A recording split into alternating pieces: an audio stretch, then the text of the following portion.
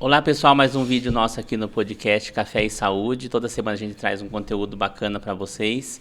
Convidados muito bacanas, muito inteligentes, com várias histórias boas para contar, com muita experiência para trocar com a gente. Não esquece de se inscrever no canal, compartilhar com seus amigos, dar um joinha para fazer ajudar a gente no engajamento. E esse vídeo e os nossos demais vídeos têm o apoio do CRI Canecas Personalizadas. É o pessoal que faz as nossas canequinhas que a gente tem aqui, que a gente toma, né? A nossa água, nosso suco e o que a gente sempre está aqui tomando alguma coisa com os nossos convidados. E também a gente presenteia os convidados com uma canequinha para eles terem uma lembrança do nosso bate-papo. Então segue eles lá no Instagram, eles têm muita coisa bacana para empresa, para aniversários, ou personalizado para personalizar a sua casa. Tem bastante qualidade, tá? Os produtos são muito bons, os materiais são ótimos também, então não perca de curtir eles lá. Hoje minha convidada é uma enfermeira, que eu sempre falo para vocês que eu puxo sardinha pro meu lado, né? Uma enfermeira que eu conheci esse ano, né? Faz um trabalho maravilhoso lá na cidade de Vargem Grande Paulista, aqui próximo a São Paulo. E a enfermeira Silvia, vou deixar ela se apresentar melhor. Ela trabalha na vigilância, trabalha com DST, AIDS e um monte de coisa que ela tem para nos contar. Queria agradecer primeiro você ter aceitado o convite, achado uma brechinha lá na sua agenda para estar aqui com a gente. E queria que você se apresentasse um pouco o que você faz hoje, sua formação, sua estrada, essas coisas. Queria agradecer o convite. É uma honra estar aqui participando desse podcast para falar um pouquinho da minha experiência na área da saúde pública. Sou formada há 22 anos. Eu sou formada pela Faculdade do Hospital Israelita Albert Einstein. Depois da minha faculdade, eu fiz especialização em administração hospitalar. E logo que eu me formei, eu fiquei trabalhando no hospital. Lá no Hospital Albert Einstein, fiquei como enfermeira trainee. E no ano seguinte, eu comecei a fazer a especialização em administração, porque eu não sabia que área que eu mais gostei na faculdade. E na época, a minha faculdade era integral, e quando eu me formei, eu gostei muito da área de obstetrícia, fiquei apaixonada. E estava começando essa área de resgate, APH, e eu falei, eu acho que eu quero trabalhar nessa área, era uma coisa bem empolgante. E aí, a primeira remoção que eu fui fazer, passei mal pra caramba. Fiquei enjoada na ambulância. Eu falei, acho que essa área não é pra mim. E não gostei. Aí eu falei, não, acho que essa área de APH não é muito pra minha área. Depois eu fui fazer um parto. Fui participar de um parto normal. Também já fiquei aterrorizada. Aí eu falei, gente, mas as duas áreas que eu mais me apaixonei era por conta das professoras, né? Que elas tinham uma paixão pela área e envolvia a gente, né? aluno. E logo que eu comecei a trabalhar no Einstein, eu fiquei 8 anos trabalhando lá, 12 anos, como enfermeira da pneumologia e depois fiquei como enfermeira da geriatria. E o ano seguinte eu prestei o concurso da Prefeitura de Vargem Grande Paulista. E logo que eu entrei em Vargem Grande Paulista, eu entrei pelo pronto-socorro, fiquei 6 meses e fui convidada para trabalhar na vigilância epidemiológica. Quando eu entrei na vigilância, eu fui trabalhar com todas as doenças infecto-contagiosas, com uma enfermeira super experiente na época. E ela começou a me passar toda a experiência que ela tinha nessa área. E aí eu fui trabalhar com doenças de tuberculose, hanseníase, DST, AIDS, hepatites. E eu me apaixonei. Eu falei, nossa, é essa área que eu me identifico. E aí eu fui fazer a especialização em saúde pública. Aí eu fiz enfermagem em saúde pública. E me apaixonei pela área de infectologia. Fiz a pós, depois entrei no mestrado, e aí eu entrei na área da docência. Então, fiquei 12 anos dando aula, trabalhei na Uninove 12 anos. Mas dava aula para superior? Nível superior. E também era uma área que eu amo muito, dar aulas, e também trabalhar na área da saúde pública. Na área da saúde pública, nós, enfermeiros, temos uma autonomia muito grande, porque o Ministério da Saúde, ele treina os enfermeiros da saúde pública para trabalhar com protocolos. E isso faz com que você, enfermeiro, tenha muita autonomia profissional, principalmente na área de DST/AIDS. Dentro da área de DST, por exemplo, vem um paciente com uma queixa de úlcera genital, uma lesão no genital. Então, esse paciente vem, nós atendemos, acolhemos, fazemos os testes rápidos. Se nesses testes der uma sífilis, conforme a abordagem sindrômica que a gente fala, a gente vai tratar essa sífilis. A gente não precisa ter um médico na rede naquele momento, porque o médico nem sempre está lá no atendimento. Ele atende 2 ou 3 vezes na semana. A gente não tem um serviço que tem um médico 24 horas só para atender DST. Então, a gente já trata esse paciente, já vê o parceiro, se o parceiro ou a parceira já estiver junto, a gente já faz o teste desse parceiro, já trata o parceiro, já colhe o exame de VDRL para confirmar esse diagnóstico da sífilis e já marca o retorno para ele. Quando eu marco o retorno, aí ele já vai para o médico. Então, quando ele vai para o médico, ele já volta com o exame colhido e o resultado e já vai tratar. Né? Pelo menos a primeira dose da bezetacil ele já faz. Então, isso faz uma autonomia muito grande para a gente. O paciente sai. Se ele não voltar, pelo menos a primeira dose do tratamento ele já fez. Se é uma sífilis primária, ele já foi tratado se ele não voltar.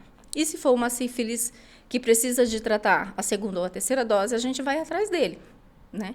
Então, isso faz com que a dinâmica e o tratamento desse paciente seja mais rápida. Então, essa área de DST/AIDS faz com que a gente tenha muita autonomia. E a gente também trabalha com muita parceria com o psicólogo, com o médico, o infectologista, com as outras especialidades. Então, isso fez eu me apaixonar por essa área. Então, há 22 anos eu trabalho com pacientes HIV, pacientes DST, tuberculose, hanseníase, e é uma área muito rica, uma área que a gente aprende muito, é uma área bem diversificada, e todo ano a gente está aprendendo. A pandemia é uma doença infectocontagiosa que chegou para mostrar muitas coisas que a gente não sabia, e a gente aprendeu muito com ela, muitas perdas, né?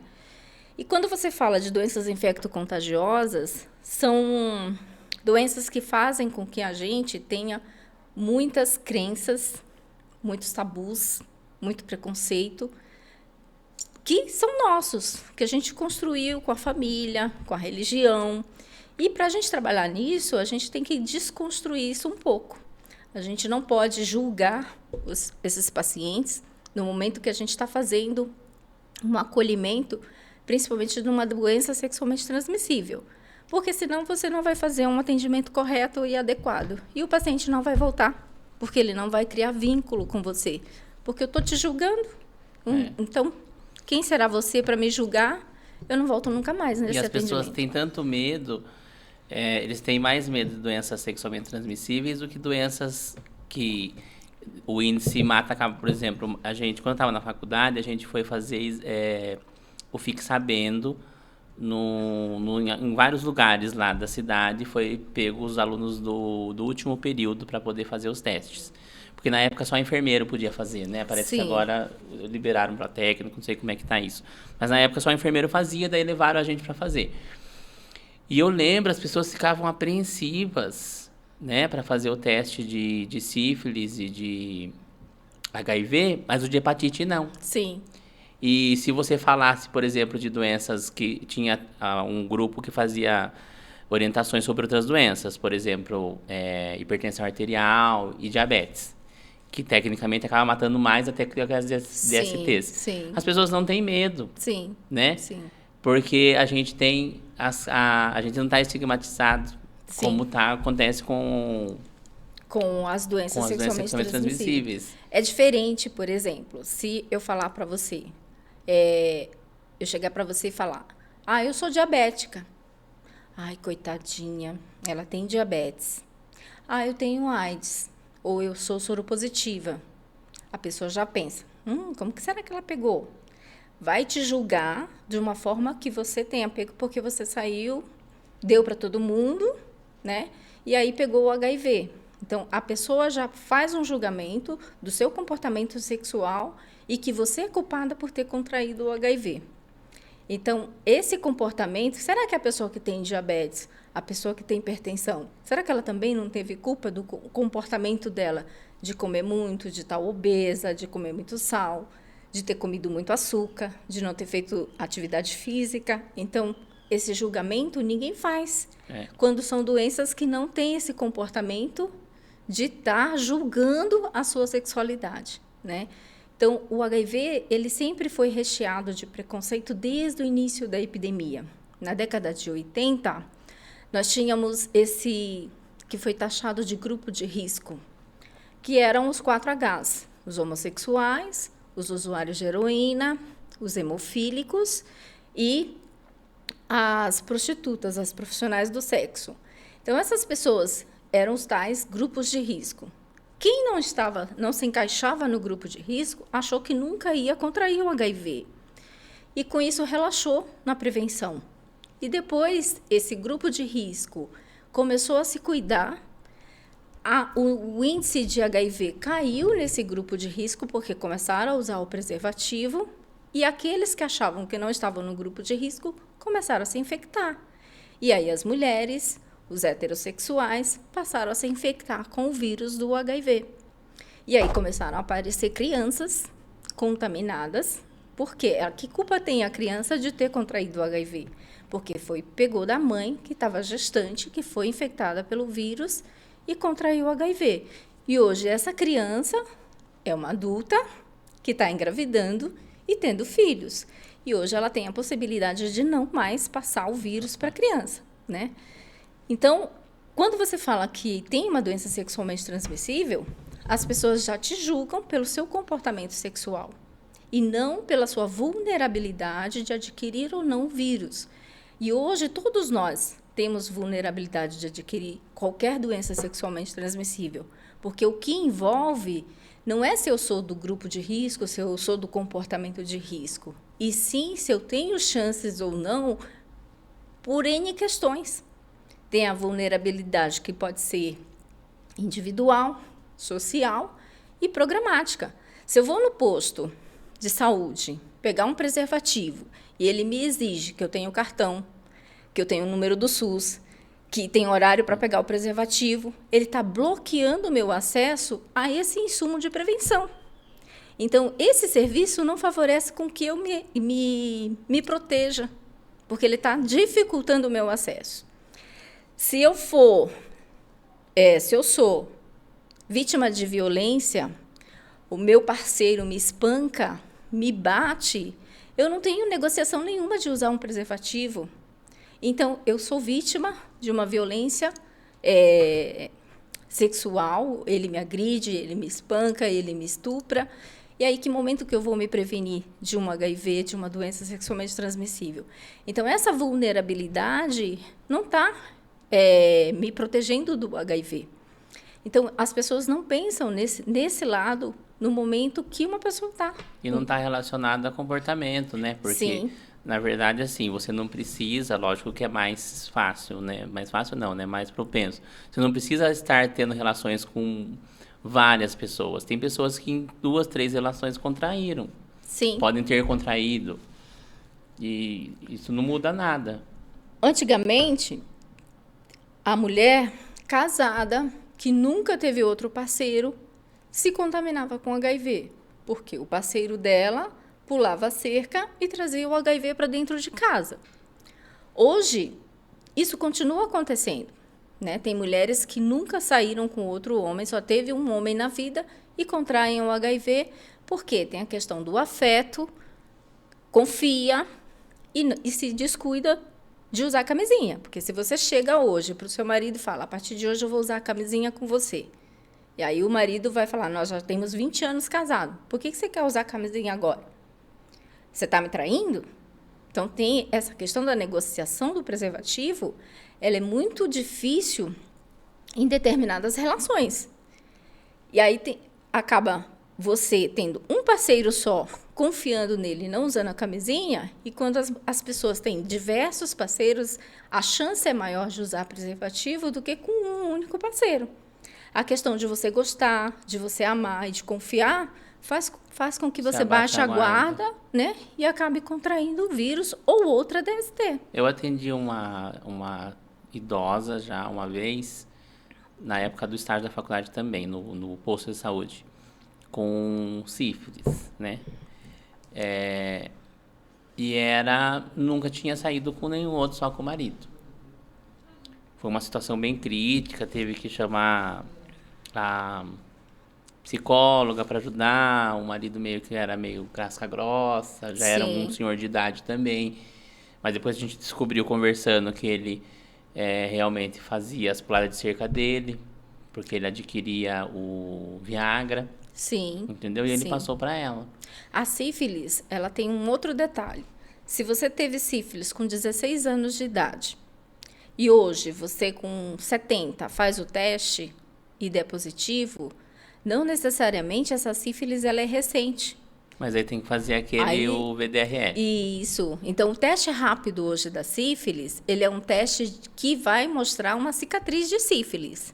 E para você ter certeza que essa cicatriz, que essa sífilis é recente ou é uma cicatriz, a gente precisa fazer um novo exame de sangue que chama VDRL.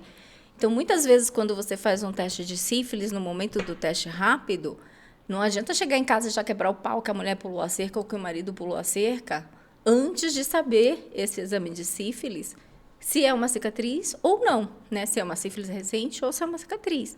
Então, tem esse detalhe. E, às vezes, no momento de um diagnóstico e um profissional não está preparado, vai dizer que você está com sífilis, que sua mulher pulou a cerca, porque muitas vezes a pessoa sabe de si. E eu não fiz nada, né?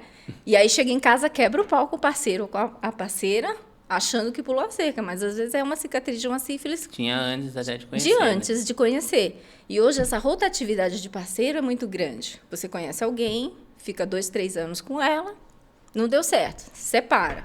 Conhece outra pessoa, começa tudo de novo, só que as pessoas não fazem teste antes de trocar de parceiro, antes de tirar a camisinha da jogada. E aí, quando vai se envolver, quando dá alguma coisa, já foi tarde, porque não foi testado antes dessa troca de parceiro. E aí, quando vai descobrir, já foi 3, 4, 5, 10, 15 parceiros num ano, ou 2, ou 10 na vida. E aí, não fazem do teste periodicamente, você não tem como saber de quem você pegou. E nem ter certeza de quem pegou, né? Porque Nem tem certeza. não tem como. A minha curiosidade, tem uma curiosidade assim, você faz o teste rápido da sífilis. Aí, qual que é a postura lá na UBS? Vocês vão tratar todos os positivos? Sim. Por exemplo, Para não perder essa chance, porque pode ser que seja a cicatriz. sim, Mas o paciente nem todos vão contar que teve. sim. O paciente que contar que já teve, mesmo assim você vai tratar? Não. Por exemplo, se você já sabe que você teve sífilis, eu vou fazer seu teste, vai dar positivo. O que eu faço? Eu colho o exame do VDRL na hora e você falou para mim, não, eu tratei em 2020. Eu vou colher o seu VDRL e vou esperar esse resultado e não vou te tratar hoje. Quando chegar um VDRL que demora uma semana no máximo para sair o resultado, eu vou ter certeza que é uma cicatriz ou não. Eu vou pegar seus dados, seu telefone, eu vou entrar em contato com você. Com esse resultado, se eu ver que é cicatriz, a gente não vai te retratar. Agora, se não for indicativo de cicatriz e for uma reinfecção, a gente te convoca e te retrata. Agora, se o paciente jurar que de pé juntos que nunca teve, daí é positivo, daí você já trata. Aí já trata. Se ele falar assim, não, eu nunca tive, primeira vez que eu estou fazendo o teste, ele nunca fez, não sabe, a gente trata. Agora, se for uma gestante, ela tá grávida, fez o teste, deu positivo, a gente vai tratar, independente que ela já tenha tratado. Mas trata com bezetacil também, gestante? Trata com bezetacil também, porque a gente tem que garantir que nessa gestação ela esteja tratada para não transmitir para o bebê. A gestante, ela tem um risco muito grande de transmissão para o feto, principalmente no primeiro trimestre de gestação. E quanto maior essa quantidade de treponema ou da bactéria que está circulando nela no início da infecção passar para o feto, mais risco de transmissão para o bebê e mais risco de complicação para o bebê. Então, ela tem que ser tratada naquele momento oportuno. E, de preferência, ela e o parceiro. Então, se ela e o parceiro estão lá, A gente já trata ela, já bezeta ele. Se não der para fazer o teste dele, a gente bezeta ele antes de fazer o teste, para garantir com que esse bebê seja protegido, para que não nasça com sífilis congênita. Que é um problemão, né? Que é um problemão. Que já é outra coisa também que o enfermeiro que faz, né? Porque quem faz o primeiro atendimento do pré-natal... Isso. Hoje, no pré-natal, a mulher começa o pré-natal, a consulta de pré-natal hoje com o enfermeiro. Na primeira consulta de pré-natal, já são feitos os testes rápidos. E deu positivo, ela já faz o teste, já toma bezetacil e já, se o parceiro estiver junto, ele também já faz junto a dose de bezetacil e já colhe o exame junto. E se der positivo para o HIV? A mesma coisa. O antirretroviral é igual para gestante ou tem uma diferença? O antirretroviral, ela só pode começar a tomar na gestante a partir da 14ª semana de gestação. Então, se der positivo no primeiro contato, vai ter que esperar? Vai ter que esperar a 14ª semana para iniciar o coquetel, mas nesse período a gente já vai colher o exame de CD4 carga viral para a gente ver quanto que está a defesa dela e quanto que está a quantidade de vírus. E aí ela já vai ser encaminhada por um infectologista, já vai ser encaminhada para o pré-natal de alto risco e a gente já vai dar andamento no pré-natal dela. E ela vai ser acompanhada na especialidade de alto risco e da infectologia. E hoje ainda tem que ser cesárea? Não. Hoje, quando ela começa a tomar o antirretroviral, na 14ª semana, com 3 meses ela já zera essa carga viral. O que significa zerar a carga viral? Hoje, todo paciente que começa a tomar o coquetel, 3 meses depois, ele deixa a quantidade de vírus menor que 50 cópias. Essas 50 cópias, elas não têm capacidade de se multiplicar intensamente. E aí eles ficam latentes, escondidos nos órgãos. E com isso, a defesa da pessoa volta a subir. Depois de 6 meses que ele parou de se multiplicar, que ele está latente, essa pessoa que está tomando o remédio certinho, ele deixa de transmitir o vírus. Mesmo que ele transe sem camisinha, ele para de transmitir, que a gente chama I igual a I. Indetectável, carga viral indetectável é igual intransmissível. Se essa gestante ela manter a carga viral dela intransmissível, indetectável, até o final da gestação, ela pode ter um parto normal, tranquilamente, e não transmite para o bebê. Agora, se ela não tomar o remédio e tiver a carga viral detectável, aí vai ser programada a cesárea. Então, um casal que ela já trata, vamos só para o casal, que ela é soro positiva, né?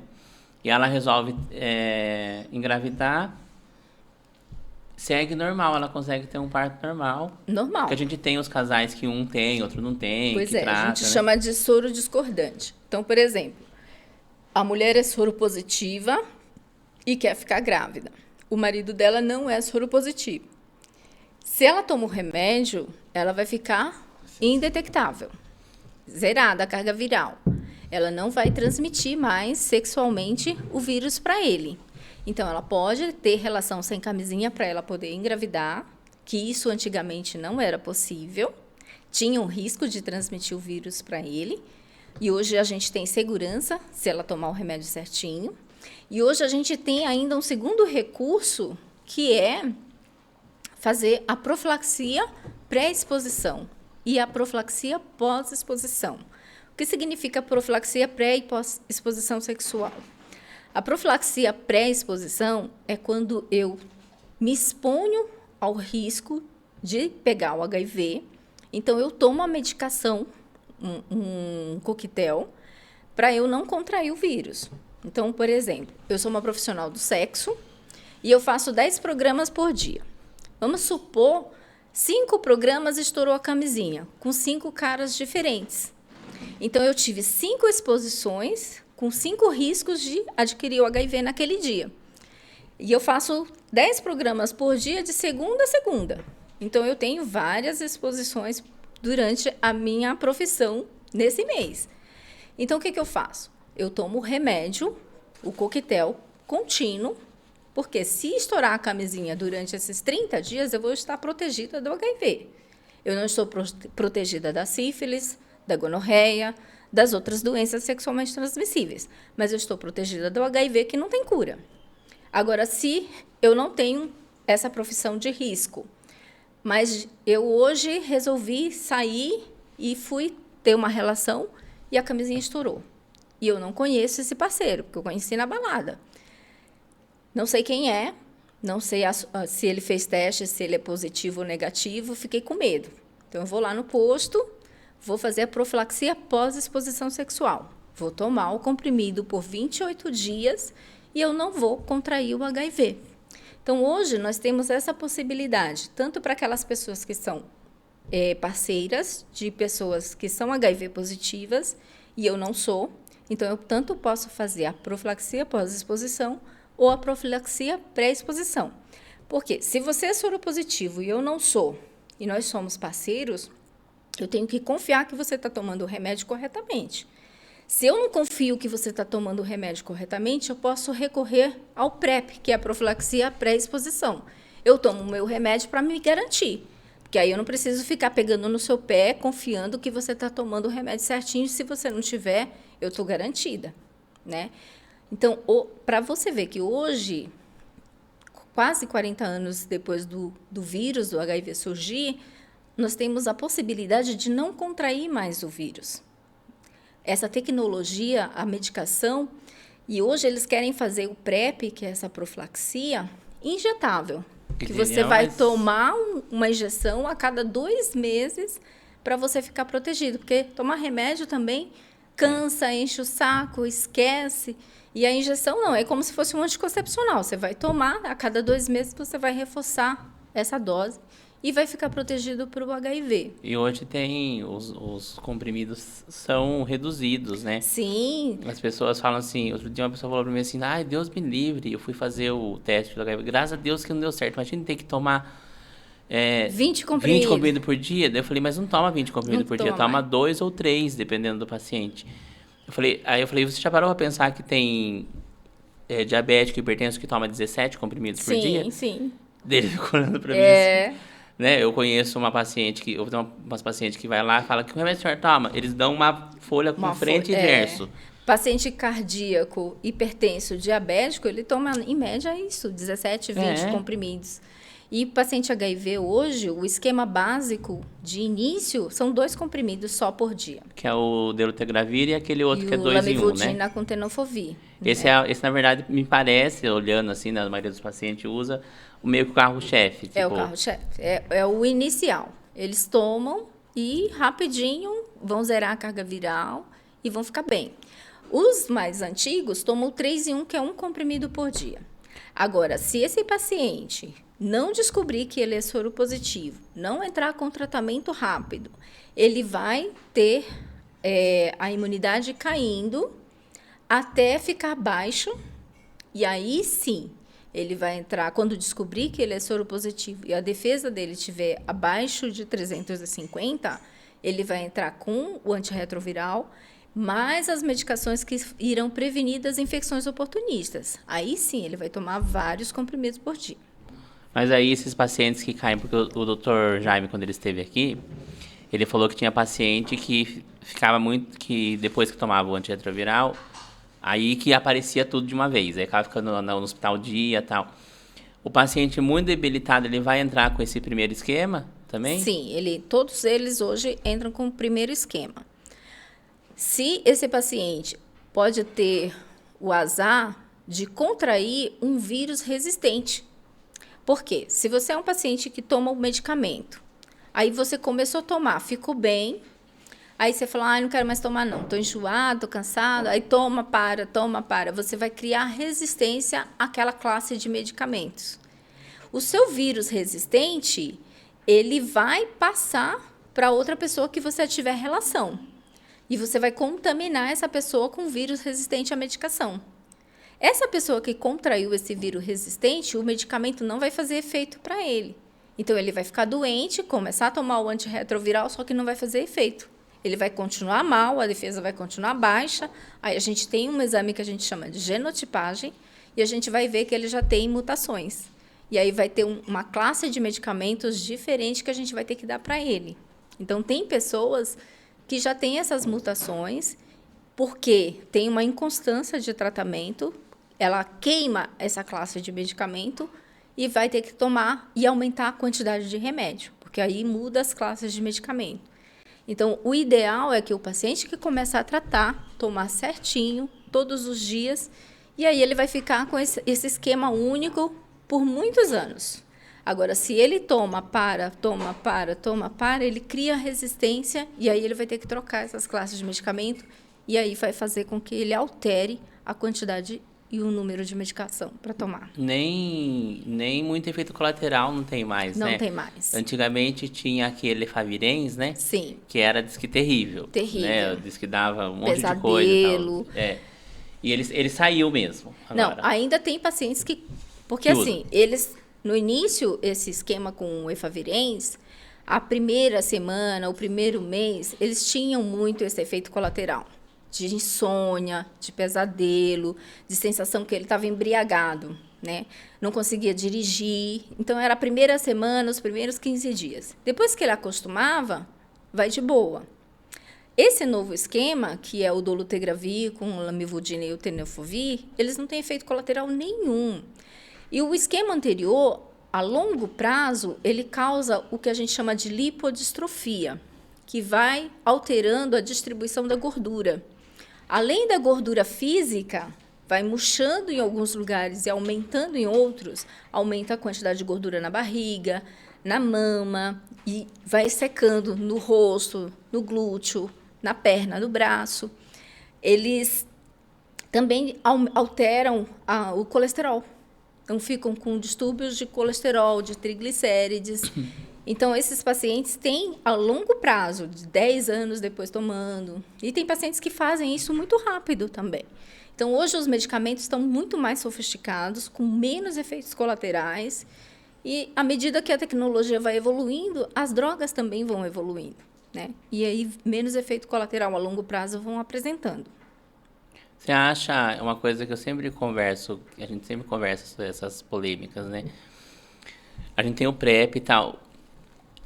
Você acha, assim, se não quiser responder, assim, classicamente, você não pode pular a pergunta, porque é meio polêmica mesmo, assim. Eu tenho uma opinião formada sobre o PrEP. Eu acho importantíssimo o PrEP, acho um avanço muito grande, mas eu tenho um pouco de receio das pessoas banalizarem um pouco e aumentar aumentar os índices de outras doenças. Na verdade, eu acho que a gente já teve um pouco disso, não sei, eu posso estar falando besteira, daí você me corrige. Eu tenho a impressão que a gente tem visto mais sífilis e mais gonorreia do que a gente via alguns anos atrás. Não sei se tem a ver, ou se é falta, ou se dá para ajustar com educação, que é uma coisa que a gente está fazendo o tempo todo na saúde, né? Porque a gente conseguiu duas coisas importantes, né? O PrEP e o autoteste. Sim. Mas tudo é uma faca de dois gumes, né? Sim. Até onde, tipo, você acha que tem que ajustar as coisas para não perder a mão? Hoje, eu tenho a seguinte opinião. Não é que a gente está vendo mais sífilis, a gente está testando mais sífilis. Hoje a gente tem facilidade de testagem. Hoje você chega numa UBS, você faz o teste da sífilis e tem um resultado positivo na hora. Lá comigo, toda semana eu tenho 3, 4, 5 casos de sífilis. Toda semana. Não é porque as pessoas estão contraindo mais sífilis por causa do PEP e do PrEP. É porque as pessoas estão se testando mais e estão positivando mais. É igual Covid.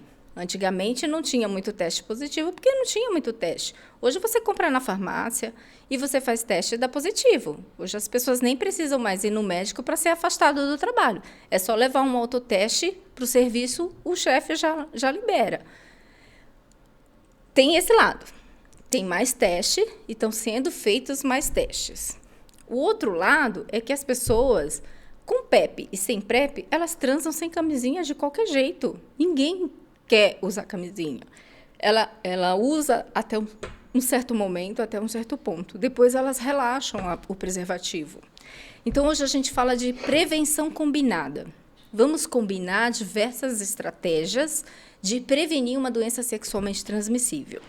Então, eu posso combinar o PEP, que é a profilaxia pós-exposição. Rompeu a camisinha, vou usar. O PrEP, que é aquela profilaxia pré-exposição, vou usar direto o remédio enquanto eu estiver me expondo. Posso fazer testagem de 3 em 3 meses, mensal, semestral, anual. Posso combinar com meu parceiro, eu vou lá e testo. Ah, eu troquei de parceiro, só tiro a camisinha se eu for lá testar e ele também. Então, isso é uma combinação. Posso tomar vacina, vou tomar vacina contra HPV, vou tomar vacina contra hepatite, vou tomar vacina de tétano, é uma forma de prevenir. Se eu fizer o meu teste periodicamente e der positivo para o HIV, eu vou entrar com remédio mais rápido, então vou entrar com tratamento mais rápido, e em 6 meses eu vou deixar de transmitir. Então, isso é uma forma de prevenir. Aquela pessoa soropositiva vai deixar de transmitir. Então, quanto mais rápido eu tratar, menos chance de transmitir eu vou ter.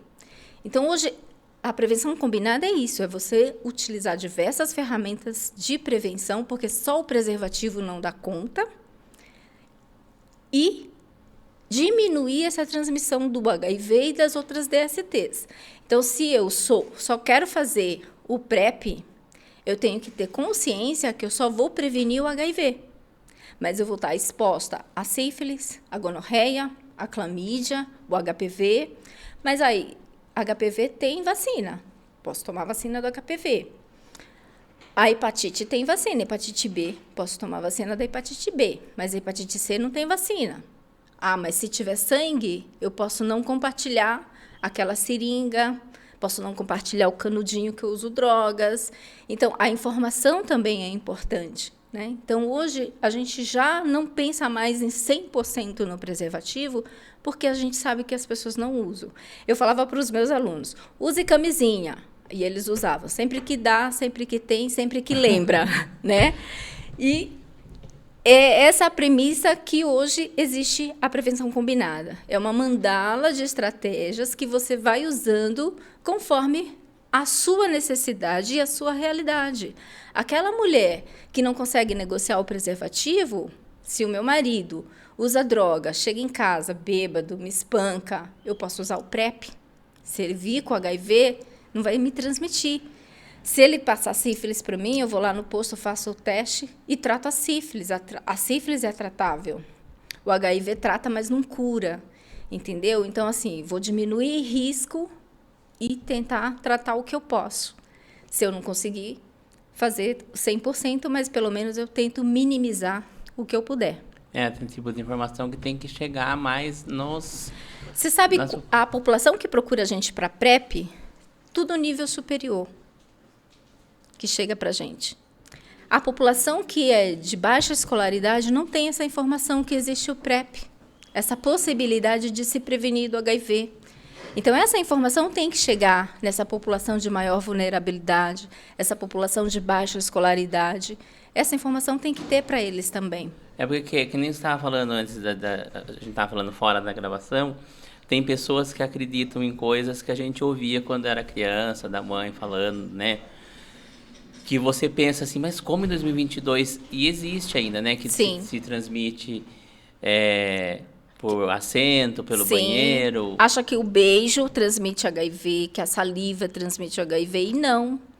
Outro dia, um rapaz foi diagnosticado HIV em outro estado, e ele foi na consulta e não foi esclarecido tudo o que ele tinha dúvida. E ele falou, pronto, acabou, eu não vou mais me relacionar com ninguém, porque eu tenho medo de transmitir para as pessoas. Ele tinha separado o prato, o copo, a colher, o banheiro, ele não queria usar com ninguém. Sendo que hoje não transmite. A gente sabe que a forma de transmissão do HIV é através do sexo anal, oral e vaginal. E no sangue. O restante não transmite, então você pode abraçar, você pode beijar, tomar no mesmo copo, que não vai passar. A tuberculose, todo mundo ainda acredita que na tuberculose ainda transmite no prato, no copo, na colher. Porque separava antes. E separa e deixa no quartinho sozinho, depois que ficou um mês tossindo no mesmo quarto, dormindo junto, vai separar depois que faz o diagnóstico. Porque a fase de transmissão mais grave já passou. Já contaminou todo mundo que tinha que contaminar através da tosse, né? Então, as pessoas ainda, pela desinformação, continuam tendo atitudes preconceituosas e que afastam as pessoas pelo preconceito da desinformação mesmo. Tem que achar as maneiras de chegar nessa população, né? Sim. De entender. Eu peguei um paciente esses tempos atrás, desses de clínica, de dependente químico, e trouxeram 2 pacientes, os 2 com os mesmos sintomas. Acho que era sífilis. Acho que foi mandado para vocês, inclusive, depois. A gente não tinha ainda o teste.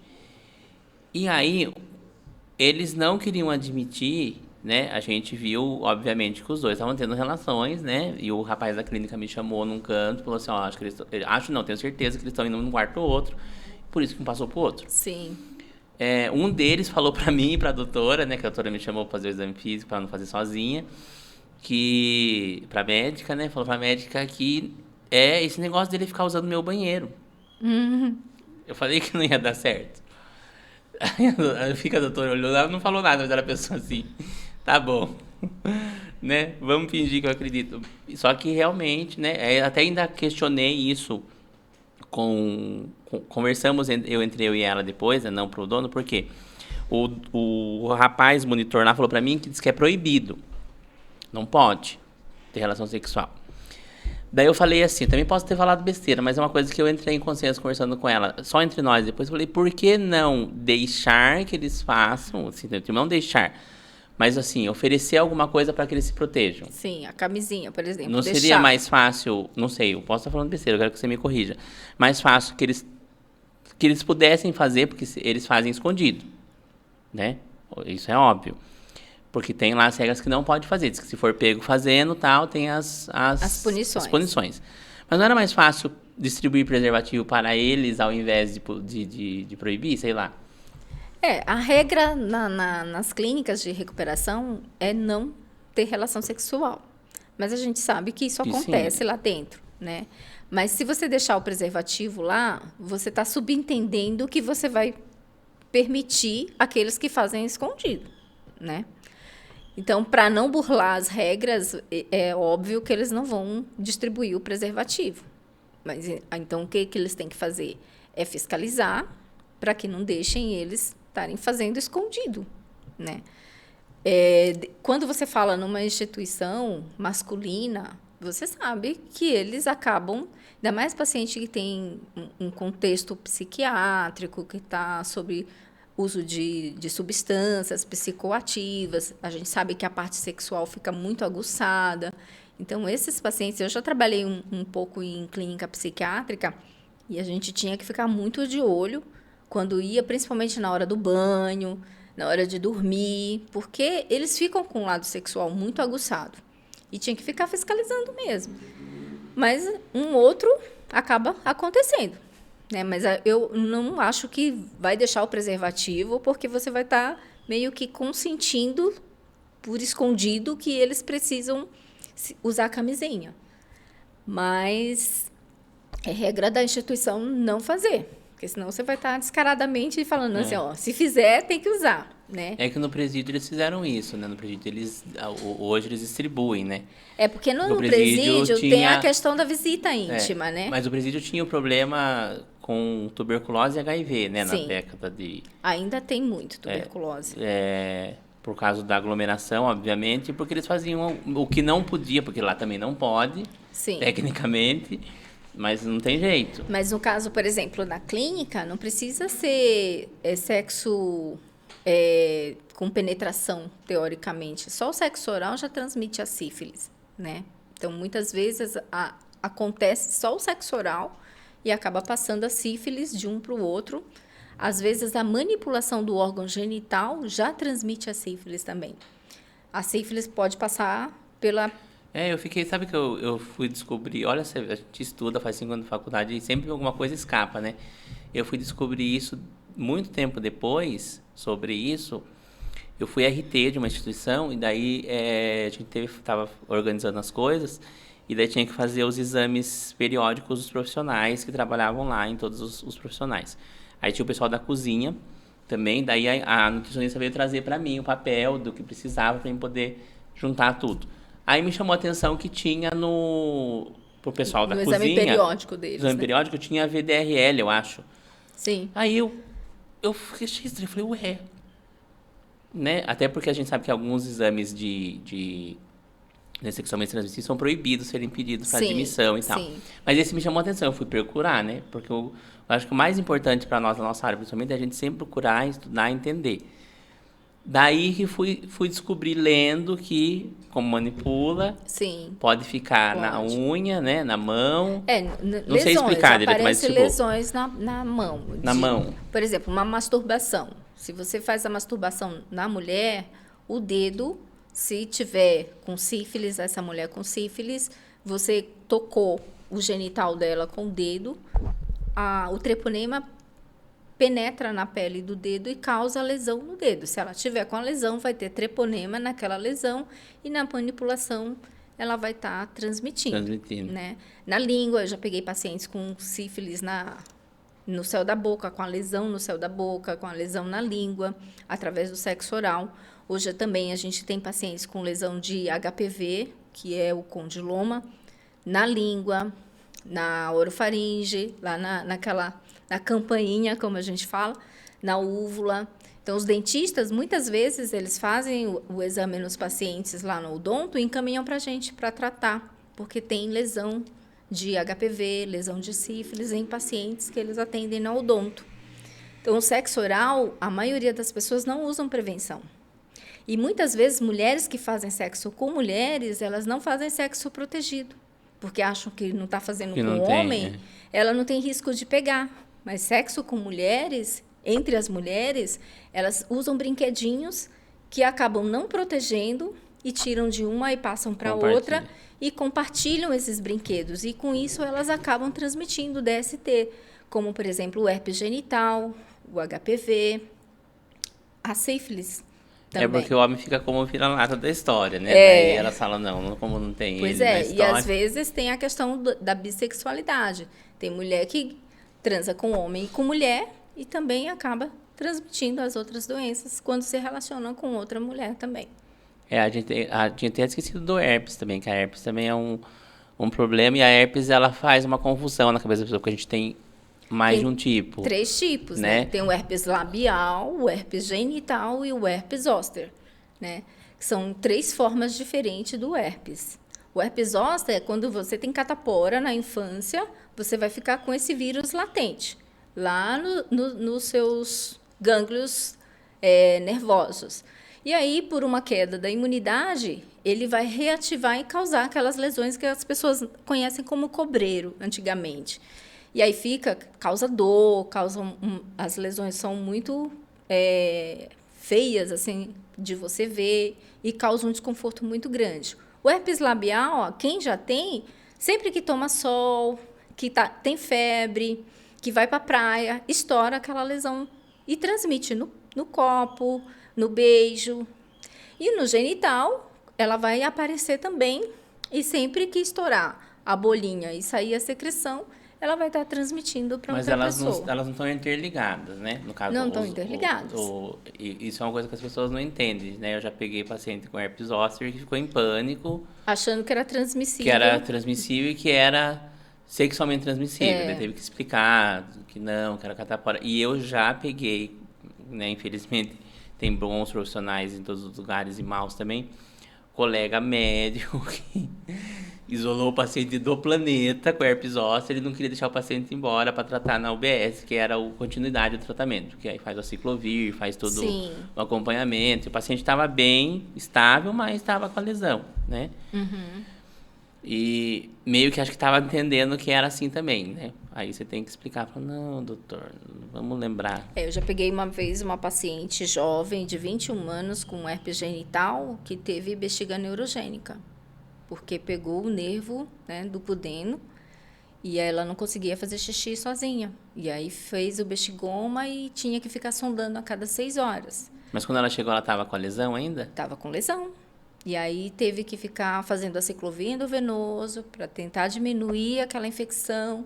Mas aí ela teve alta depois do ciclo de aciclovir e foi para casa fazendo ainda a sondagem. E aí teve que fazer fisioterapia para poder conseguir voltar o funcionamento da bexiga sozinha. Olha para você ver. Um herpes genital causou tudo isso. É um problema, né? Um problema. Eu estava vendo essa semana também que eu vi que um paciente foi lá de particular também. A gonorreia. A gonorreia é tratada clinicamente, né? Sim. Não tem porque ela pode ser tanto gonorreia mesmo, ou pode ser só uma uretrite. Pelo que eu estava lendo. Sim. Eu tô falando para você me corrigir mesmo, porque eu não sei se eu tô falando besteira. Mas o tratamento é único para os dois casos, porque você não vai ter um exame específico que vai... Isso. Ou tem um exame específico? Não tem, né? Assim, o Ministério da Saúde, ele coloca síndrome de úlcera genital. Você vai tratar todas as doenças com um único tratamento, pensando em todas as doenças que causam úlcera. Síndrome da uretrite. Aí você vai pensar em gonorreia, em clamídia, e você vai dar um remédio que vai tratar essas duas coisas. Em serviços que você tem o exame, chega lá, está com corrimento, você colhe e manda para o laboratório, você vai saber se era gonorreia ou se era clamídia. Em serviços que você não tem essa possibilidade de testar, você vai dar o medicamento que vai tratar os dois. Se foi um ou se foi outro, vai estar tratado. Entendeu? Você tem a possibilidade de fazer o teste, de saber qual é qual. Mas pela clínica, por exemplo, a gonorreia, geralmente a secreção ela é purulenta. E a clamídia, ela parece uma clara de ovo.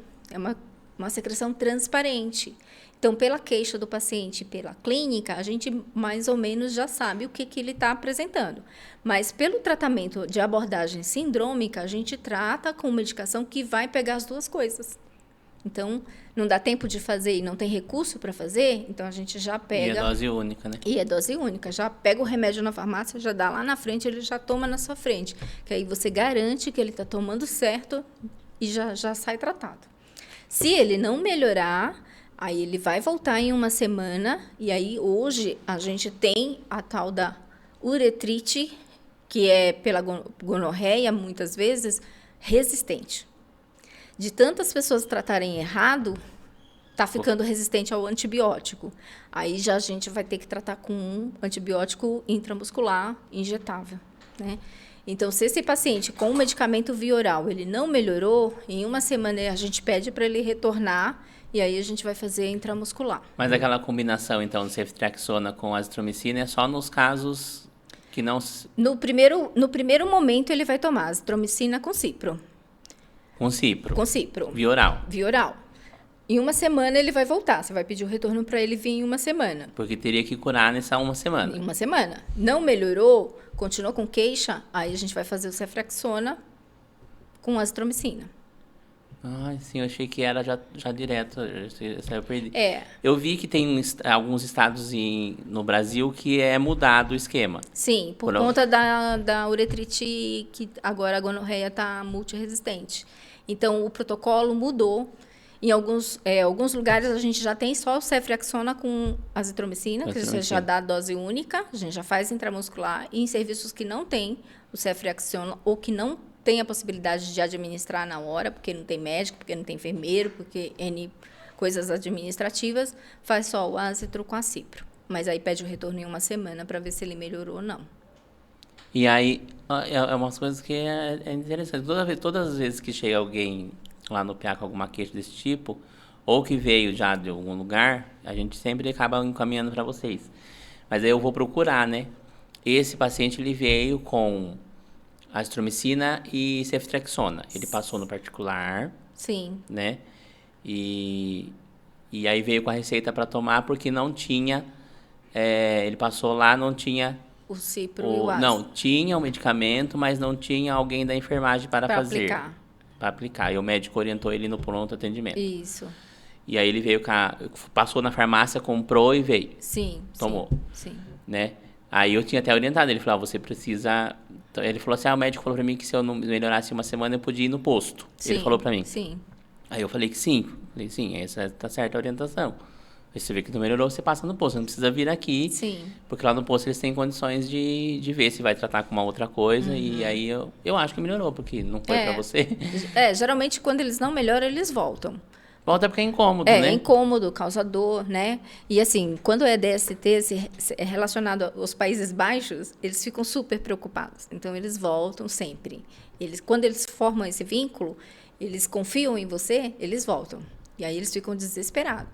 E aí, uma vez que ele trata, que ele confiou, que ele criou o vínculo, sempre que ele tiver uma queixa, ele volta.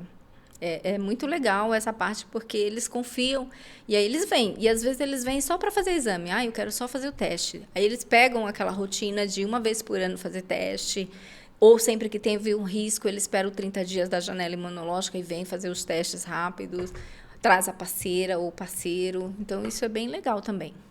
E agora tem o tal do autoteste. Sim. O autoteste, ele tem 100% de segurança, é importante, porque o autoteste é uma coisa também nova, né? A pessoa faz e daí se der positivo, a pessoa, né? Então, o autoteste, a orientação é que o autoteste é para facilitar que a pessoa faça em casa. Se der positivo, ela vai ter que voltar no serviço para confirmar. O autoteste é um teste de triagem. Eu vou fazer em casa, se der positivo, o que acontece? Às vezes dá positivo e o paciente fica na dúvida. Ai, será que isso é positivo mesmo? Porque às vezes dá uma linha forte e uma linha fraquinha. Aí ele fala, ai, deu fraquinho, acho que está negativo. Aí fica na dúvida e aí ele volta. Ele pode não voltar dando positivo, mas aí ele vai ficar com aquela pulga atrás da orelha. Meu, deu positivo, eu sou soro positivo. Aí eu vou tratar, não vou tratar? Então ele vai ficar com aquela culpa de ter uma relação e transmitir para alguém. Então aquilo vai ficar incomodando ele até ele procurar um serviço para tratar, né? Então, ele vai ficar com aquele desconforto. Mas, geralmente, quando dá alterado em casa, eles voltam para tirar essa dúvida e para vir tratar. O autoteste tem um período de janela imunológica diferente do teste rápido que a gente faz no posto. O teste rápido para o HIV, no início, já foi de 6 meses, depois caiu para 3, caiu para 2 e hoje é 30 dias. Porque a tecnologia vai modificando, vai sendo mais moderna e essa janela vai diminuindo. Então, eu tive uma relação hoje sem proteção, eu espero 30 dias e venho fazer o teste. Se eu fizer com uma semana, eu vou estar no meio da janela, então não vai adiantar eu fazer o teste dessa última relação que eu tive. Eu posso fazer hoje, mas eu não vou ter certeza dessa minha última relação de uma semana atrás. Aí eu vou ter que repetir o meu teste depois de 30 dias. No autoteste, essa janela é até 90 dias. Então, eu posso levar para casa, fazer, mas eu ainda tenho que repetir esse autoteste novamente depois de 90 dias. Essa é a diferença do teste rápido do dedinho para o autoteste. E hoje o autoteste é o da saliva, que tem gente que tem medo de agulha, não consegue fazer em casa sozinho, e o da saliva é muito mais fácil. E a intenção do autoteste é você disponibilizar para os parceiros que estão em casa e não tem tempo de ir no posto de saúde, para aquela pessoa que trabalha no horário comercial, que é o horário, o mesmo posto da UBS, é facilitar que ele tenha acesso ao teste para que ele faça pelo menos uma vez na vida, né? Para aquelas pessoas que têm dificuldade de acesso. E aí, se der alguma coisa, ele procura o serviço para repetir esse teste. É interessante que antigamente, né, esse negócio de janela imunológica, agora você disse que diminuiu bastante. Aí você explicou pra gente aquele dia no treinamento que o PEP tem que ser em 72 horas. Sim. Né? Depois de 72 horas não adianta. Ó, se quiser. Aliás, tem coisa pra nós comer. Ó. Depois.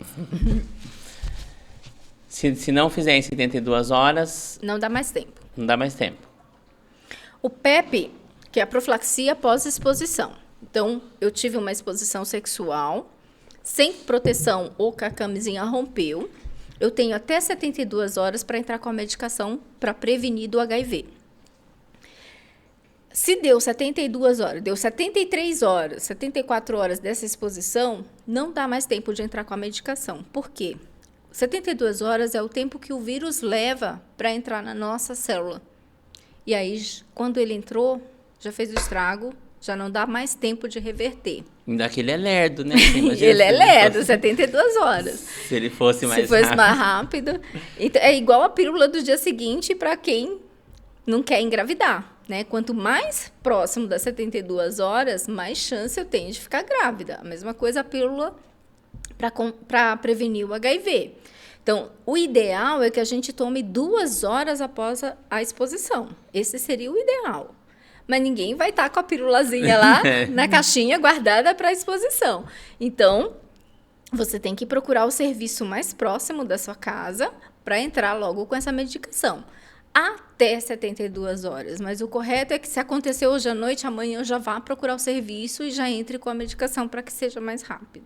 Por isso que é bom a gente ter lá no PA agora, né? Sim. No atendimento, E aí, do final de semana. Quanto mais serviços ofereçam esse tipo de atendimento, mais fácil é para o usuário e mais chance de prevenção as pessoas têm. Aí, geralmente, assim, deu positivo...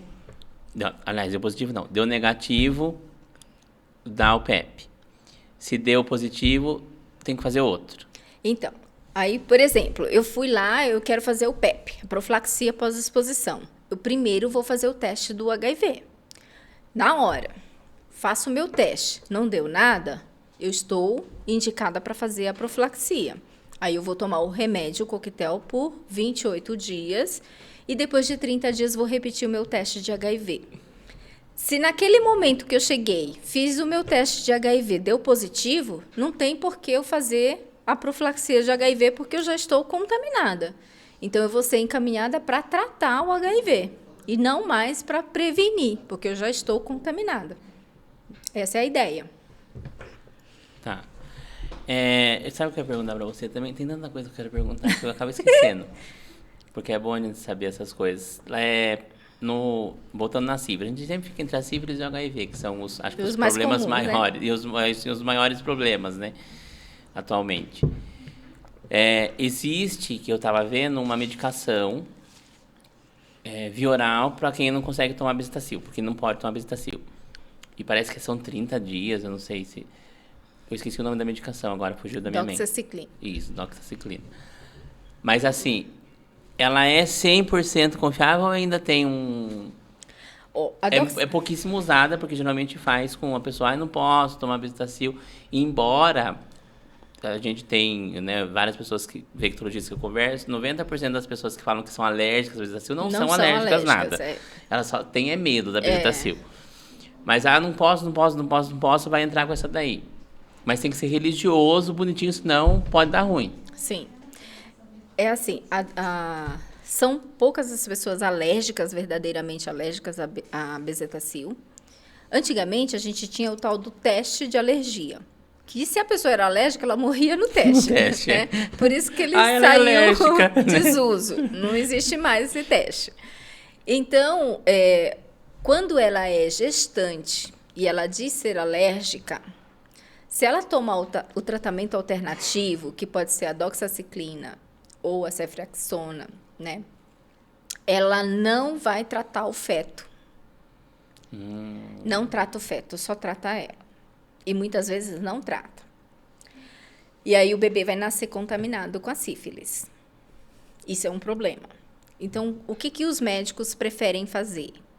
Ele vai dessensibilizar essa alergia dela. Então, ela vai ficar monitorada no pronto-socorro, vai fazer os antialérgicos, aplicar a Bezetacil e monitorar ela lá do lado. Porque a finalidade é tratar ela e o feto, para que esse bebê não tenha sífilis e não tenha as complicações da sífilis. O que geralmente acontece é que ela não tem nada, que ela não era alérgica, né? Mas quando você tem uma comprovação alérgica de ter um choque anafilático, uma coisa bem grave, aí você faz o tratamento alternativo, mas esse bebê vai ter sífilis congênita e ele vai tratar a sífilis quando ele nascer. Aí vai ficar internado 15 dias, tomar penicilina cristalina na veia e vai fazer todo o processo do atendimento da sífilis no bebê. Os adultos, a gente pode até fazer o tratamento alternativo, mas o que a gente percebe que quando a gente colhe o VDRL, a gente colhe o VDRL pré-tratamento e pós-tratamento. Então, eu colhi hoje, te dei a Bezetacil. 3 meses depois, eu faço o VDRL, comparo o seu antes e o depois do tratamento. Esse título que estava o antes, tem que cair 2 títulos para o pós-tratamento. Quando você faz o tratamento alternativo, nem sempre esse título cai, porque ele não é eficaz da sífilis, a maioria das vezes. E, às vezes, você tem que ficar monitorando esse paciente até 1 ano, depois do tratamento da sífilis. E aí o médico vai avaliar o risco-benefício de dessensibilizar e bezetar, sendo monitorado em nível secundário, com medicação antialérgica, tudo para ele poder tratar. Quando ele tem um risco muito grande, por exemplo, uma gestante de passar para o feto. Até porque não é dose única, né? Não é tipo, é dose de 12 em 12, não é? É, 15 Acho. dias o antibiótico. É um antibiótico de 15 dias que tem que tomar. Mas é o comprimido. comprimido. Mas geralmente não De é um 12 em comprimido por 12, dia, isso. então. Aí mora o problema, né? A adesão é falha, não toma direito. Então, é muito mais complicado.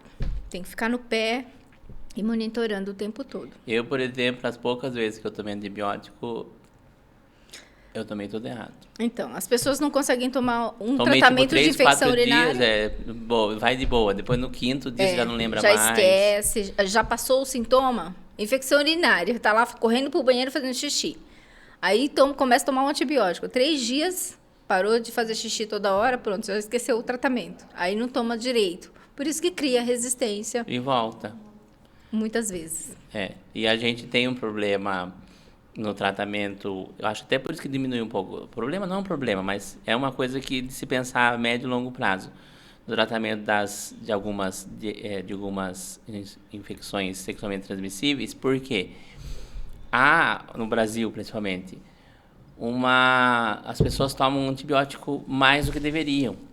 Então, elas acabam criando resistência e quando elas têm algum problema nesse nível, a bezetacil, por exemplo, era uma coisa que era água. Né? Hoje deu uma diminuída grande. Sim. Né? Teve uma época que foi bem restrito, os médicos começaram a Diminuir porque eles começaram a pegar no pé deles para isso, porque a bezetacil era quilos de bezetacil diárias.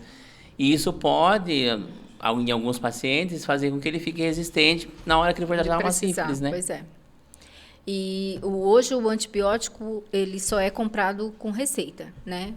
Por conta dessa resistência bacteriana que está sendo criada em vários antibióticos. E aí a vigilância sanitária preconizou que determinados não, todos os antibióticos só são vendidos nas farmácias com prescrição médica e com receita. E essa receita ela é retida.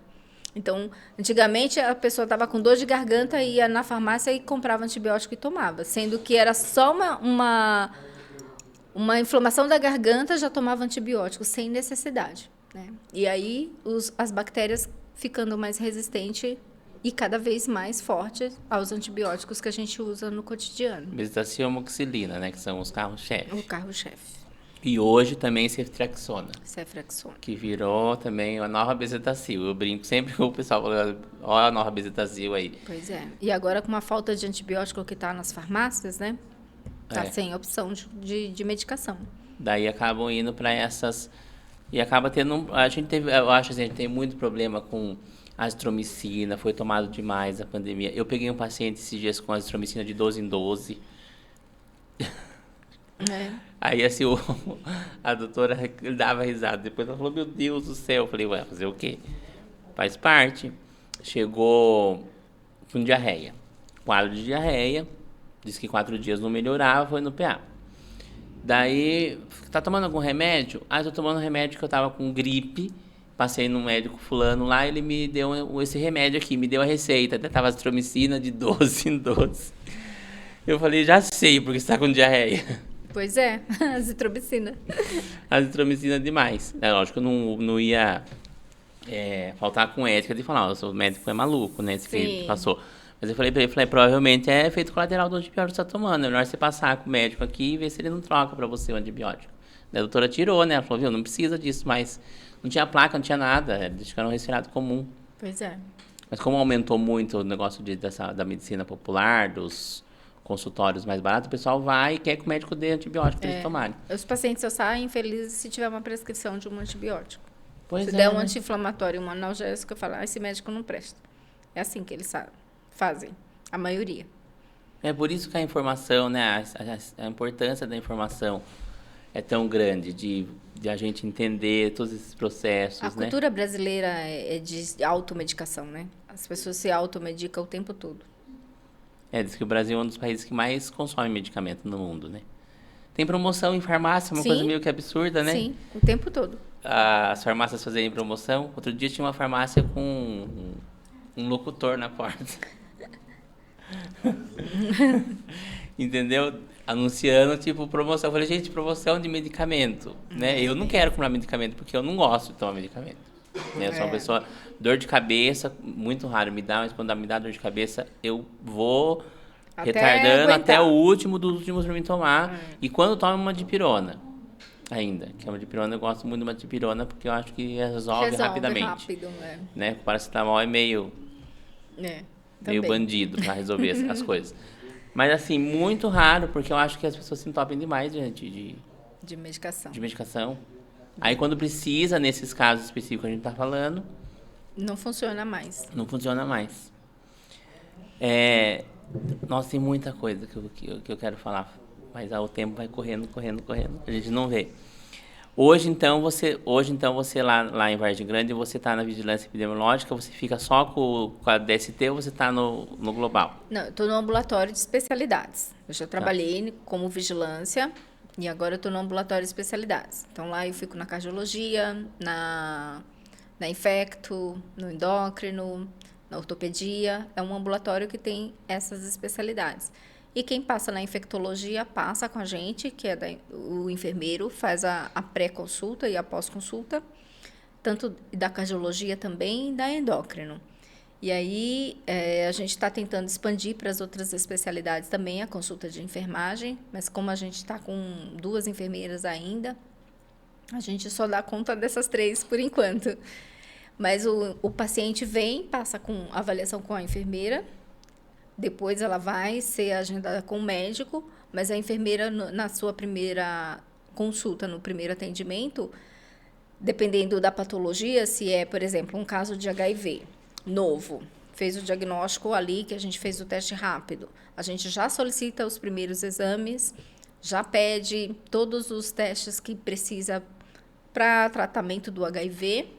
A gente não entra com a medicação, a gente já pede só os exames, carga viral, CD4, os exames laboratoriais, raio-x, já pede tudo e agenda a consulta com o médico. Aí ele colhe os exames, quando ele volta para o médico, ele já está com todos os exames prontos. O médico avalia e já entra com a medicação para ele. Ele passa no retorno com a gente tira as dúvidas das medicações, já faz a identificação dos horários para ele tomar o remédio, tira as dúvidas. E se ele tiver algum efeito colateral, ele volta com a gente também. Aí, depois de 30 dias, ele volta para a gente ver se ele teve alguma alteração com o medicamento, se acostumou, se não, se teve algum efeito colateral. E aí, depois, ele vai voltar depois de 3 meses para ver se a defesa dele já subiu e se a carga viral já baixou. Ou se ele já zerou. E aí, isso para começo de diagnóstico, né? Aí, depois de 3 meses, depois de 6 meses, a gente repete o exame. Quando ele zera a carga viral, a adesão está ok, ele começa a passar de 6 em 6 meses no médico e fazer os exames. Então, hoje o tratamento está super tranquilo. Os pacientes que têm uma adesão ok, que pegam o medicamento a cada 6 meses e passam em consulta a cada 6 meses, eles têm uma qualidade de vida normal, tranquila e segue a vida normal. Quando é paciente de tuberculose, se ele vem para investigar ou se já vem com diagnóstico, a gente, por exemplo, se chega um resultado positivo de tuberculose, eu só vou ter médico a semana que vem. Eu não vou deixar esse paciente transmitindo a tuberculose para a família até passar em consulta com o médico. Eu já entro com a medicação para ele e já agendo a consulta o mais rápido possível para quando o médico vir. Então, ele já sai com a medicação, já sai com os exames agendados e o retorno com o médico para passar em consulta. Então, pelos protocolos que a gente tem do Ministério da Saúde, a gente tem toda essa autonomia para tratamento das doenças dentro do Ministério da Saúde. Mas lá é porta aberta, tipo, que nem acolhimento livre de demanda, ou é só, por exemplo, o paciente... Os pacientes com doenças sexualmente transmissíveis, ok, eles podem ir direto lá, sim, né? Procurar sim. você e falar assim, eu tive essa situação, eu quero fazer os testes. Mas os pacientes de outras doenças infecciosas também podem, vamos supor, tá tossindo, ele pode, ao invés de ir no PA, ele pode ir direto lá? Pode. Por exemplo, tô tossindo faz 3 semanas. Sim. Né? E alguém falou para ele assim, vai lá no posto, sim. e ele não foi no pronto atendimento, foi lá Pode no ir, posto. pode ir. Aí a gente pede o BK, pede o raio-x, e aí ele vai fazer a investigação. E a gente agenda a consulta com o médico. Aí colhe o BK. Se já der positivo, a gente já pode começar o tratamento antes da consulta, se for o caso, né? Mas já me indica do primeiro, porque são 3, não são? Só com a confirmação do diagnóstico. Não, primeiro, a primeira amostra já deu positivo, você já pode entrar com tratamento. Ah, já entra no tratamento. Entra com Porque tratamento. porque o protocolo é 3, ou não é? 2 amostras só. 2 amostras. Só 2 amostras. Antigamente eram 3, agora é só 2 amostras. E o PPD faz ainda, não faz mais? O PPD a gente faz também, quando tem necessidade de fazer, mas assim, para o diagnóstico da tuberculose, o padrão ouro é o escarro. Fez o escarro, o PPD, ele só vai te dizer se a pessoa teve contato com a bactéria ou não. Ele não vai te dizer que é tuberculose ou não. Só fala que você teve contato. É, porque eu posso ter tido só contato e não estar doente. E não está doente, né? Principalmente nós, profissionais da saúde. Se a gente fizer um PPD e a gente atende todo dia paciente de tuberculose, pode dar positivo, mas não significa que eu estou com tuberculose, significa que eu tive contato com a bactéria. E aí vai avaliar outra coisa, que é a tuberculose latente. Que eu tenho uma tuberculose lá adormecida, que eu posso ter a possibilidade de desenvolver tuberculose se a minha imunidade cair. Aí já é outro processo para profissionais da saúde. Entendeu? Então, a gente faz todo esse acolhimento de todas as doenças infectas. Então, de repente, outro dia chegou um paciente que passou no privado e com resultado de sorologia de esquistossomose reagente. E o médico do particular mandou ele procurar o posto. Aí ele veio com o resultado, aí a gente marcou, fez o acolhimento, marcou consulta com o infectologista. Bem específico ainda. Bem né? específico. Aí marcou consulta com o infectologista para poder tratar essa esquistossomose. E aí a gente vai investigar os comunicantes da casa, vai fazer todo o acompanhamento dele até ele ter alta. Então, aparece esquistossomose, aparece dengue, aparece chikungunya, aparece, assim, é pouco, mas aparece, né? O herpes zoster, vem muitas pessoas acima de 50 anos com episódios de herpes zoster, e aí que causa aquela dor que não melhora com nenhuma medicação analgésica, aí eles passam com o infecto. E tem herpes em qualquer lugar, herpes no olho, herpes na perna, herpes nas costas. E tem muitos casos de herpes em maiores de 60 anos, muitos casos mesmo. E às vezes vem pacientes com uma queixa pensando em infecto e descobre que é outra coisa, né? Então a gente faz todo esse atendimento lá também, todo esse acolhimento. Mas eu nunca fui lá. Eu vou lá um dia. Vai lá visitar a gente. Eu vou fugir do plantão na hora do almoço e vou lá conhecer, porque eu nunca entrei lá no UBS, lá, que é tudo junto, né? Sim. É o UBS É, o UBS no piso superior e o ambulatório no e o piso ambulatório inferior. na parte de baixo. Daí hoje vocês contam com a ortopedia, né, que tem. Ortopedia, gastro, fono, nutri, cardio, infecto, tem a farmácia de alto custo, nós temos um médico do trabalho e temos também o... Como que fala? O otorrino. Ah, tem bastante, né? Tem um otorrino que faz o atendimento lá também. É bastante coisa. Tem bastante especialidades. É bom que assim, que nem a gente tava conversando fora, né, do ar. A saúde de Vargem Grande sempre as pessoas falavam, eu não conhecia, porque na época eu não trabalhava lá. E realmente, né, uma cidade do tamanho de Vargem Grande, eu não sei nem quantos habitantes tem lá, mas não é tão populosa a cidade. 49 mil. 49 mil, que seja 50. É tudo muito bonitinho, né? Muito organizado, né? Até as UBS funciona bonitinho. Às vezes o pessoal da UBS traz o paciente lá, mas a gente vê que tá todo mundo sempre em cima, né? Sim. Sempre os pacientes vêm acompanhados. Eu acho bonitinho isso, porque eu já trabalhei em um lugar que o paciente estava com um problema lá na UBS que precisava ir pro pronto atendimento e mandava o paciente sozinho. De qualquer jeito. E lá, às vezes, as meninas chegam, as técnicas, né, de enfermagem, esse paciente estava lá, a enfermeira pediu para trazer, ou o médico pediu para trazer. Sim. Porque a gente não conseguiu resolver aqui, porque era uma coisa que precisa de uma internação. E é bom a gente fazer parte, né? Sim. Dessas coisas, porque com tanta coisa que acontece no Brasil e, infelizmente, o nosso SUS velho de guerra tem os problemas administrativos, mas não adianta, né? É a mãe do... O SUS é uma política de saúde maravilhosa, tem seus percalços, mas é um modelo para o mundo todo de saúde pública. Os profissionais da saúde em Vargem Grande, eles são muito comprometidos com o trabalho. Eu acho que isso faz com que a gente tenha uma saúde legal. Os enfermeiros têm uma autonomia profissional muito grande. Isso faz com que você tenha uma resolutividade muito maior, porque a gente não tem médico 24 horas, todos os dias da semana, em todas as unidades. E se o enfermeiro tem resolutividade para o paciente, isso facilita muito, tanto a vida do paciente quanto a dos profissionais. E a gente consegue ajudar muito mais quando a gente tem autonomia, né? E eu acho que também a gestão, ela dá esse apoio.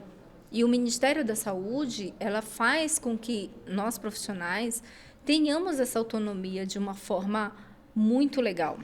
É diferente de você trabalhar num hospital. O hospital, ele te dá uma autonomia muito restrita. Mas hoje, os protocolos, eles fazem com que os profissionais da enfermagem consigam trabalhar de uma forma mais autônoma, mas respaldados pelo nosso conselho, né? Se o seu conselho, o Corém, ele apoia, por exemplo, dentro do programa de DST-AIDS, teste rápido, que você falou que hoje o técnico pode fazer. Só que o técnico pode executar a técnica do teste, de furar o dedo, de colocar lá os reagentes, mas ele não pode dar o diagnóstico para o paciente. Ele precisa passar para o enfermeiro e o enfermeiro vai fazer esse papel. Mas o Corém, ele dá um respaldo para nós, enfermeiros, para a gente fazer esse diagnóstico, porque antigamente teve todo o questionamento do Conselho de Medicina que a gente estava fazendo um diagnóstico médico, fazendo um diagnóstico de HIV para um paciente. Então, teve toda essa discussão com o Conselho Regional de Medicina, Conselho Regional de Enfermagem, até chegar nesse consenso que os enfermeiros são parceiros hoje nesse tipo de atendimento. E o Corém apoia a nossa profissão nesse sentido, respaldado pelos protocolos do Ministério da Saúde. Desde que nós sejamos treinados e estamos amparados pela instituição, ou seja, pela Prefeitura, pela Secretaria de Saúde, a gente pode fazer, né? Eu não posso chegar, abrir um consultório em Vargem Grande Paulista, fazer vacina, fazer teste rápido e tratar DST, eu, como Silvia Regina, enfermeira. Mas, se eu estou dentro de uma instituição, respondendo pelo secretário de saúde, né, pela Secretaria de Saúde, sim, eu posso exercer isso. Faço a minha prescrição para pegar na farmácia da UBS, então eu estou respaldada pelo meu conselho e pela Secretaria de Saúde. Então, isso é muito importante para nós profissionais. E é bom a população saber, né, dessas coisas, porque às vezes vai lá e fala, só um enfermeiro me atendeu. Sim. Né? Mas os médicos, em geral, os médicos de posto de saúde, de UBS, de atenção básica, naquela época da confusão que se deu toda com o Conselho Federal de Medicina, eles foram contra o próprio conselho. Eu lembro que tinha muito, falou, não, a gente precisa que eles façam isso, sim, a gente não dá conta. Sim. Como é que a gente chega na sexta-feira para atender 60, 70, 80 pacientes que o enfermeiro podia ter triado para a gente? Sim. Né? Porque você consegue daí remanejar. Eu fiz estágio numa UBS, que era a Secretaria de Saúde da Família, na época da faculdade, que tinha Papa Nicolau livre demanda às sextas-feiras, feita pelo enfermeiro. Sim. Resolvia muito a vida das pacientes, eles faziam tipo, em média de 20 a 30 Papas Nicolau no dia. Quando chegavam os resultados, era separado. Os resultados simples, o enfermeiro já medicava se precisava, já orientava se precisava. Os graves, o médico já ia atender. Sim. Então, não tinha... acontecia muito antes disso, a RT de lá me explicou na época, acontecia muito o quê? De paciente que realmente estava com um problema grave demorar a chegar no serviço. Né? Exatamente, porque o médico passava só segunda e quarta. Sim. Né? Aí ele ia atender 20 pacientes no dia. É você otimizar o recurso e os serviços, né? fazendo essa diferença, fazendo essa priorização de quem está mais grave e de quem não está. Você antecipa e otimiza tanto o médico, o enfermeiro e o paciente. E eu acho assim, quem está no conselho hoje, né, não sei quem está, mas quem está nos conselhos de federal, medicina e coisas, às vezes ele está meio dentro da caixinha dele, né? E aí foi feito meio que um tiro no pé. Eu lembro que foi muita confusão, muita conversa, muita discussão. Teve vários médicos que vieram a público falar, não tem condições, porque a gente está sobrecarregado, porque teve lugar que os enfermeiros pararam de fazer. Sim. Né? E aí virou uma bola de neve, porque daí os pacientes não tinham o que fazer com os pacientes, porque se não ter esse trabalho em conjunto, e assim, o que precisa, eu acho assim, que o que precisa hoje é a enfermagem, a medicina e a fisioterapia, os profissionais, é se unir. Sim. Entendeu?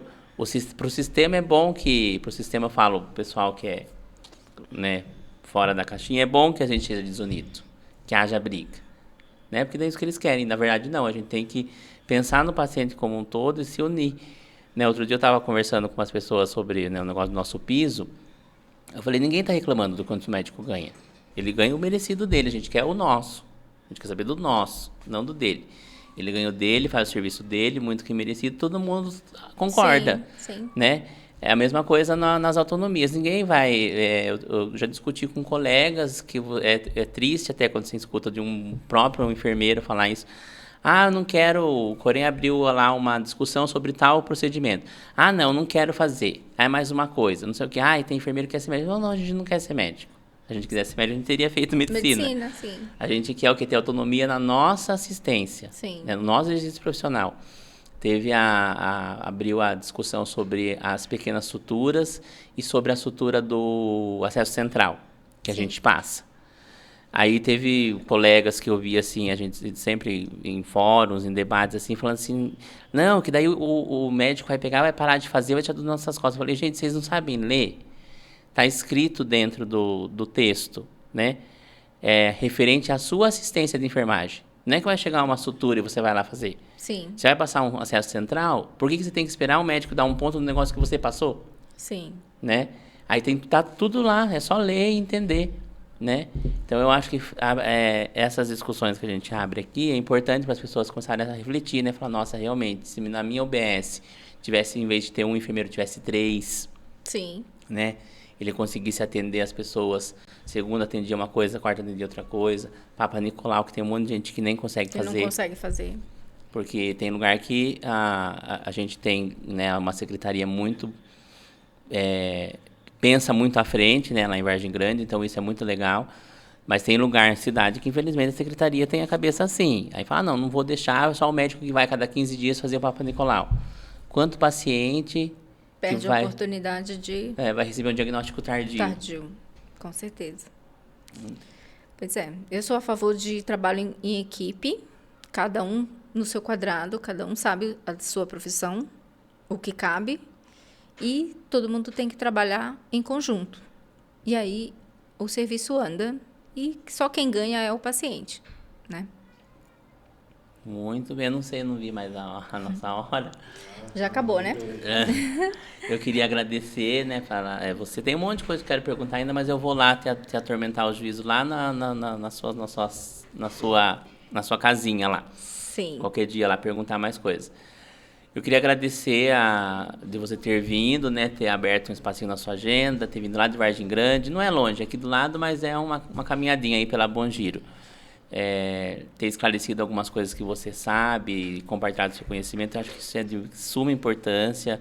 Deixo aberto o convite para você vir mais vezes, a gente tem algumas ideias aí no papel para fazer alguns debates com outros profissionais, ter 4 pessoas aqui na mesa. Ótimo. Então deixo o convite aberto para a gente falar mais sobre vários assuntos dessa área que você domina pra caramba.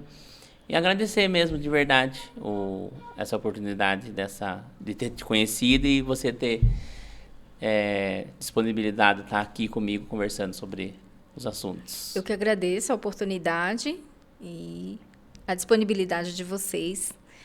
E curtam lá e deixem o seu like e participem da nossa página.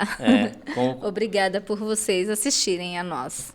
Comentem lá, a gente compartilha, se inscreve E no deixem canal. suas dúvidas. Isso, deixem dúvidas. Se vocês tiverem dúvidas que vocês acham, a gente faz até uma parte 2. Coloca lá, eu queria muito Isso. saber disso. Se tiver algum assunto que vocês queiram que a gente traga, coloquem lá sugestões. Ah, E tem a obriga- plateia. É, aqui, tem uma plateia ali. Tem uma plateia, de vez em quando sempre tem plateia com a gente. Com a gente, então é isso. Curta, comente, compartilhe, se inscreva. Se inscreva no canal. Tá? E até mais. E até a próxima semana. Tchau, tchau. Tchau.